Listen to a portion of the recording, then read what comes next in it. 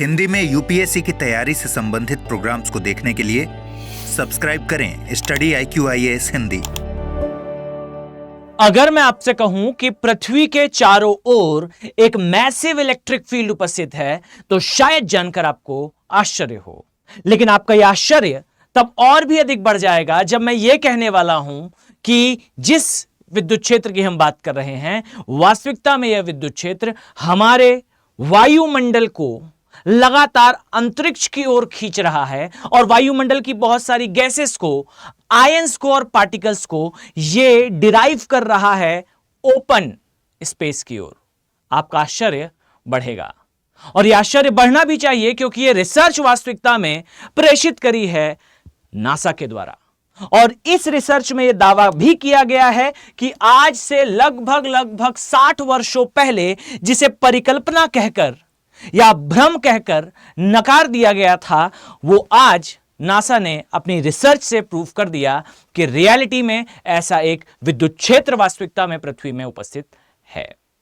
आइए चर्चा करते हैं इसके बारे में, और इस चर्चा को मैं आगे बढ़ाऊं उसके पहले ध्यान दीजिए कि स्टडी IQ के जो प्रीमियम बैचेस हैं उनमें एडमिशन की लास्ट डेट 3 सितंबर ये डिक्लेयर हो चुकी है। अगर आपने अभी तक एनरोल नहीं किया है तो आप बेशक एनरोल कर सकते हैं। पहले मैं चर्चा पर वापस आऊं तो ध्यान दीजिए, तो नासा के द्वारा एक ग्रह व्यापी विद्युत क्षेत्र, इसकी डिस्कवरी करी गई है, इसकी खोज करी गई है। इस क्षेत्र के बारे में वास्तविकता में पहली बार संकेत 1968 में मिला था, और यह जो संकेत है यह तब मिला था जब एक अंतरिक्ष यान उत्तरी ध्रुव से दक्षिणी ध्रुव की ओर यात्रा कर रहा था। और इस यात्रा के दौरान यह ऑब्जर्व करा गया कि बहुत सारे ऐसे आवेश, बहुत सारे ऐसे कण हैं जो एक धारा के रूप में हमारे वायुमंडल से अंतरिक्ष की ओर जा रहे हैं। 1968 में यह जो रिसर्च करी गई, ये जो ऑब्जर्वेशंस आए, उसका एग्जैक्ट क्लैरिफिकेशन हमें नहीं मिल पाया था।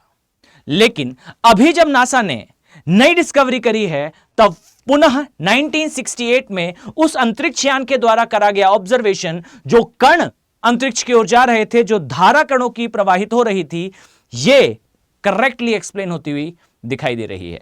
यहां पर नासा के द्वारा यह बताया गया कि पृथ्वी के चारों ओर एक ग्रह व्यापी विद्युत क्षेत्र जो है वो उपस्थित है। साथ ही यह भी बताया गया कि यह विद्युत क्षेत्र जो है एम्बीपोलर विद्युत क्षेत्र का उदाहरण है। साथ ही यहां पर यह भी जानकारी दी गई कि जो यह क्षेत्र है यह केवल पृथ्वी के वायुमंडल में नहीं, अपितु यह भी अंदाजा लगाया जा रहा है कि यह इस प्रकार का विद्युत क्षेत्र अन्य ग्रहों पर भी उपस्थित होगा। अर्थात पृथ्वी का एक विद्युत क्षेत्र है, यह फिक्स है। परंतु इस डिस्कवरी से अब नई पहल शुरू हो चुकी है कि पृथ्वी के समान जो अन्य ग्रह भी उपस्थित हैं, उनमें भी इस प्रकार का विद्युत क्षेत्र उपस्थित होना चाहिए। यह डिक्लेरेशन, यह कथन मेरा नहीं अपितु नासा का है।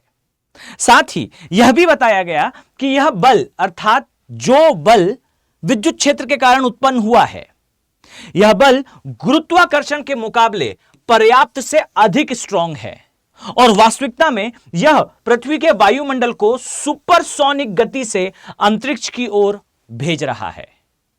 और यहां तक कि यह भी कहा गया कि यह एक कन्वेयर बेल्ट की तरह कार्य कर रहा है और हमारे वायुमंडल को ऊपर की ओर शिफ्ट कर रहा है।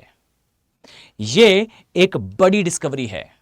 आप इमेजिन करें कि यूपीएससी की जर्नी में अक्सर और सामान्य अध्ययन में भी अक्सर आप पढ़ा करते हैं कि पृथ्वी के चारों ओर एक वायुमंडल उपस्थित है, और इस वायुमंडल के निर्माण के बारे में जो साक्ष्य, जो जानकारी दी जाती है, वास्तविकता में यह डिस्कवरी उन सभी चीजों को ट्रेमेंडसली आने वाले समय में चेंज करने वाली है। और यह स्थिति, यह डिस्कवरी और इससे जुड़े हुए सारे डायमेंशन समय के साथ खुलना स्टार्ट होंगे। आई नो आप सभी के दिमाग में एक प्रश्न आ रहा होगा। प्रश्न यह कि अगर पृथ्वी के चारों ओर इलेक्ट्रिक फील्ड है तो इस इलेक्ट्रिक फील्ड का फॉर्मेशन किस प्रकार से हुआ होगा। जहां एक और यह कथन दिया जाता है कि जिस प्रकार से पृथ्वी का अपना गुरुत्वाकर्षण है, उसी के अनुसार पृथ्वी का एक अपना इलेक्ट्रिक फील्ड भी है। यह इलेक्ट्रिक फील्ड पृथ्वी के अंदर मोल्टन मैटर की उपस्थिति के कारण होने की संभावना बताई जाती थी, जो कि तथ्यात्मक रूप से सही भी सिद्ध होता है। परंतु नासा के द्वारा जिस स्ट्रॉन्ग इलेक्ट्रिक फील्ड की भी चर्चा करी जा रही है, जिसे एम्बीपोलर फील्ड के नाम से भी जाना जा रहा है, इस फील्ड के बारे में यह कहा गया कि यह फील्ड वास्तविकता में सूर्य से आने वाली पराबैंगनी किरणों और हमारे वायुमंडल के मध्य इंटरेक्शन से निर्मित हो सकती है। मैं पुनः रिपीट करूं कि यहां पर अभी शोध किए जाने हैं, तर्क दिए जाने हैं और इसमें इवोल्यूशन होना है। पर एक बात परफेक्टली क्लियर है और वो बात है कि now Prithvi have not only a magnetic field, Prithvi के पास अब केवल अपना एक मैग्नेटिक फील्ड ही नहीं, कुछ इस प्रकार से अगर आप देखें तो यह दिखाई देता है कि पृथ्वी का इस तरीके से एक मैग्नेटिक फील्ड उपस्थित है और अब यह पूरी तरह से क्लियर है कि यह मैग्नेटिक जो फील्ड उपस्थित है इसके लंबवत हमें पृथ्वी का अपना एक इलेक्ट्रिक फील्ड नाव दिखाई दे रहा है। और यह डिस्कवरी वास्तविकता में यह बताती है कि हम अभी इस जर्नी में अर्थ को समझने में काफी पीछे हैं। यह इवोल्यूशन अर्थ का एक जटिल क्रिया है और इस जटिल क्रिया के परिणाम स्वरूप हम अभी समझ पा रहे हैं कि ये फील्ड्स कैसे जनरेट हुई और इन फील्ड्स के जनरेट होने से एग्जैक्टली अर्थ पर लाइफ के लिए आधार बनने वाला वायुमंडल कैसे बना। मैं उम्मीद करता हूं कि यह जानकारी आपके लिए महत्वपूर्ण है। अब एक और महत्वपूर्ण जानकारी सुनिए। याद रखें कि स्टडी आईक्यू के जो प्रीमियम प्रतिज्ञा प्लस बैचेस हैं, ये बैचेस में एडमिशन की लास्ट डेट डिक्लेयर हो चुकी है और ये जो लास्ट डेट है डियर, ये डेट आपको दिखाई देगी 3 सितंबर की। अभी तक आपने एनरोल नहीं किया है तो 11,000 हर वीक कैश प्राइस पाने वाले जो बैचेस हैं ये आपको प्रोवाइड करे जाएंगे। हर हफ्ते एक टेस्ट होगा, फर्स्ट रैंक लाने वाले अभ्यर्थी को 11,000 का कैश प्राइस दिया जाएगा। प्री क्लियर करने पर आपके पूरी फी रिटर्न कर दी जाएगी और यहां ध्यान दीजिए, जो फी आपको यहां डिस्प्ले हो रही है ये 24,999 की फी आपको तभी मिलने वाली है जब आप यूज करेंगे AK लाइफ कोड का। अर्थात इस कोड का यूज करते हुए अगर आप इन बैचेस का पार्ट बनते हैं तो डेफिनेटली आपको मिनिमम प्राइस देखने को मिलेगा। 3 सितंबर की डेट लास्ट डेट है इन बैचेस को ज्वाइन करने की। साथ ही अगर आप मेरे साथ geography as a optional subject पढ़ना चाहते हैं, अर्थात वो ऑप्शनल जो 300 प्लस मार्क्स की स्ट्रेटेजी के साथ आपके लिए उपलब्ध है, साथ ही वो ऑप्शनल जिसे लेने पर आप बेस्ट यूटिलाइजेशन कर पाएंगे अपने एफर्ट्स का, क्योंकि ये यूपीएससी के प्रिलिमिनरी एग्जामिनेशन को हाईली डोमिनेट करने वाला ऑप्शनल है।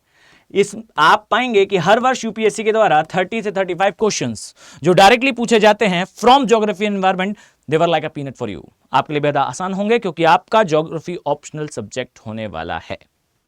अगर आप मेरे साथ इस ऑप्शन को कवर करना चाहते हैं तो डेफिनेटली आप इन बैचेस को भी ज्वाइन कर सकते हैं। फ्रेश बैचेस हैं, 16 सितंबर से इनमें क्लासेस स्टार्ट हो जाएंगी। अभी तक अगर आपने एनरोल नहीं किया है, डियर डू नॉट वेट, अब वेट करने की आवश्यकता नहीं है। 14,999 की बैर मिनिमम कॉस्ट पे आप इन बैचेस का पार्ट बन सकते हैं। साथ ही इन बैचेस में आपको विशेष सुविधा के तौर पर लाइव क्लासेस, टेस्ट सीरीज तो प्रोवाइड करी ही जाएंगी, साथ ही आपको एनसीईआरटी का बैच भी फ्री ऑफ कॉस्ट प्रोवाइड करा जाएगा। This will be a game changing thing आपके लिए। ऑप्शनल के साथ एनसीईआरटी का batch, this will be a free thing, आपके लिए गेम चेंजिंग होगा। सो इस उम्मीद के साथ कि आने वाले समय में मैं आप सभी सीरियस आईएएस एस्पिरेंट्स को इन बैचेस में देखने वाला हूं। चलिए मिलते हैं नेक्स्ट वीडियो में। Have a very nice day. Thank you. Hindi में यूपीएससी की तैयारी से संबंधित प्रोग्राम्स को देखने के लिए सब्सक्राइब करें स्टडी IQ IAS हिंदी।